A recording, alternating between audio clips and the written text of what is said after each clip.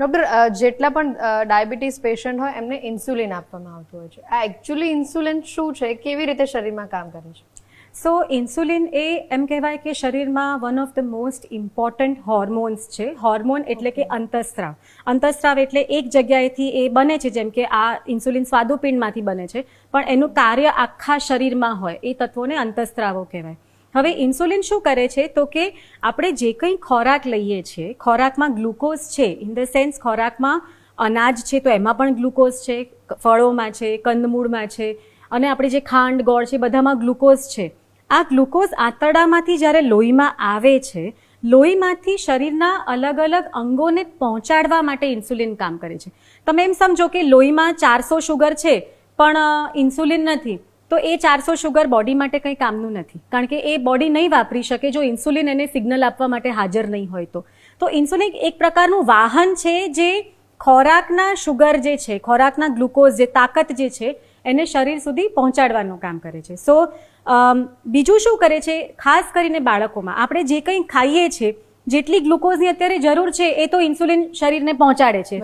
હૃદય છે, અમુક એવા અંગો છે જે 24 કલાક કામ કરે છે, 24 કલાક ગ્લુકોઝ જોઈએ છે.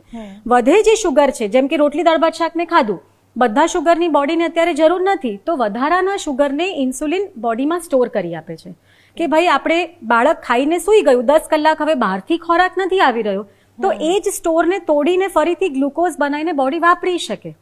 રાઈટ. સો ઇન્સ્યુલિનના 2 મહત્વના કામ છે, એક તો ગ્લુકોઝ પહોંચાડવું અને બીજું સ્ટોર કરવું, જેથી બાળક જેમ મોટું થાય એમ એનું વજન વધવામાં ઇન્સ્યુલિનનો બહુ મોટો ફાળો હોય. રાઈટ. એટલે ઇન્સ્યુલિન ના હોય તો બાળક કેટલું બી ખાય છે એ એનર્જી બાળકના શરીરને અથવા મોટું વ્યક્તિના શરીરને નથી પહોંચતી. આ ઇન્સ્યુલિન જ્યારે નથી બનતું ત્યારે ટાઈપ 1 ડાયાબિટીસ થાય છે.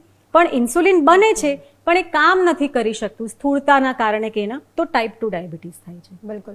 એટલે એ જે બાળકો કે જેટલા પણ ડાયાબિટીસ પેશન્ટ જે ઇન્જેક્શન લેતા હોય છે, ઇન્સ્યુલિન વાળા હોય છે, અને એ દિવસમાં ઘણી બધી વાર લેવાના હોતા હોય છે, તો એ એના શરીરમાં ડાયાબિટીસનું પ્રમાણ કેટલું છે એના પરથી નક્કી થાય? હા. સો બાળકને કેટલું ઇન્સ્યુલિન લેવું પડે એ ઘણી બધી વસ્તુઓ પરથી નક્કી થાય, જેમ કે બાળકની ઉંમર, બાળકનું રમતગમતનું પ્રમાણ કેટલું છે, એનો શારીરિક વિકાસ થઈ રહ્યો છે કે નહીં, હાઇટ ને બધું હજી વધી રહ્યું છે કે બધું, કોઈ બીમારી વગેરે આવે તો પણ જરૂરિયાત બદલાય. પણ આપણે જનરલી એ લોકો એમનું શુગર માપે અને શુગરની જે માત્રા હોય એ પ્રમાણે નક્કી કરે કે કેટલું ઇન્સ્યુલિન એમને લેવું. પણ આપણે એવું પ્રયત્ન કરતા હોઈએ કે જેમ શરીર નોર્મલી ઇન્સ્યુલિન બનાવતું હોય એ રીતે જો આપણે એમને ઇન્સ્યુલિન આપીએ, જ્યારે ખાઈએ છીએ ત્યારે ઇન્સ્યુલિન આપીએ, તો આપણે એમના શુગર વધુમાં વધુ નોર્મલ રાખી શકીએ. નોર્મલ રાખી શકીએ તો એમને આગળ જતાં ડાયાબિટીસના કારણે કોઈ જોખમ ના થાય.